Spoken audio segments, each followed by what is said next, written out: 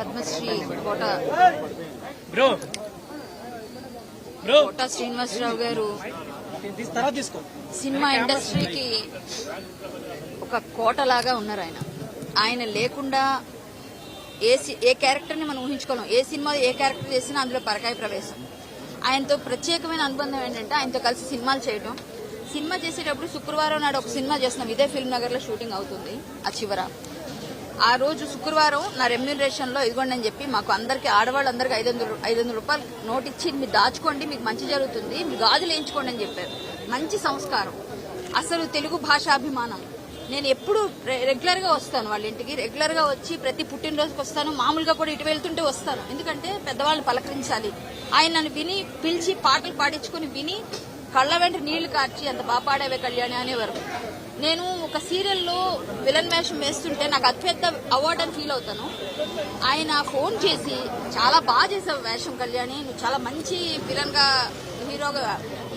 హీరోయిన్లకి ధీటుగా సీరియల్స్ లో బాగా చేస్తున్నావు, నువ్వు సినిమా అటు బుల్లితెర ఇటు వెండితెర అని చెప్పి నన్ను అప్రిషియేట్ చేశారు. నాకు నంది అవార్డు వచ్చింది అదే సీరియల్ కి.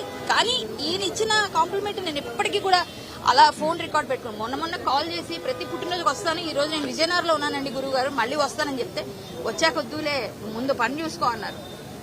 రాగానే ఇలా అయిపోయింది. కానీ నేను ఫేస్బుక్ లో పోస్ట్ పెడితే అది వేలల్లో వెళ్ళిపోయింది. ఆయనకున్న అభిమానులు అలా ఉన్నారు బయట. ఈ రోజు ఇంత బాధాతప్త హృదయంతో మా ఆర్టిస్టులు అందరూ కూడా సినిమా ఇండస్ట్రీలో ఆయన మాకు ఒక లెజెండ్, ఒక రీప్లేస్మెంట్ లేని నటులు ఎవరైనా ఉన్నారు అంటే అందులో ఫస్ట్ ప్లేస్ లో ఇప్పుడున్న తరానికి కోట శ్రీనివాసరావు గారు. ఆయన నిక్కచ్చిగా మాట్లాడతారు, ఎవ్వరి వెనకోటి ముందు ఒకటి మాట్లాడే అలవాటే లేదు. మొహం మీద చెప్తారు, మొహం మీద తిడతారు. అటువంటి వ్యక్తి లేకపోవడం ఈ రోజు తీరని లోటు, చాలా చాలా బాధాకరం. వారి కుటుంబానికి ప్రగాఢ సానుభూతి, వారి ఆత్మకు శాంతి చేకూరాలని కోరుతున్నాను. We miss you sir. భగవంతుడు అంటే వయసురిచ్చి అందరి పునరపి జననం పునరపి మరణం, మళ్లీ వెళ్లిన వాళ్ళు పుట్టక తప్పదు, పుట్టిన వాళ్ళు గిట్టక తప్పదు. తెలిసినప్పటికీ కూడా ఒక మనిషి ఆత్మీయుడు ఇంట్లో మనిషి వెళ్ళిపోతే ఎంత పెయిన్ ఉంటుందో అంత బాధ ఉంది. మాకు రెగ్యులర్ గా వచ్చి ఫిల్మ్నగర్ వస్తే కోటగారింటికి కలవకుండా వెళ్ళను. ఈ రోజు ఇక్కడికి వస్తే ఆయన కనిపించరు, చాలా బాధ.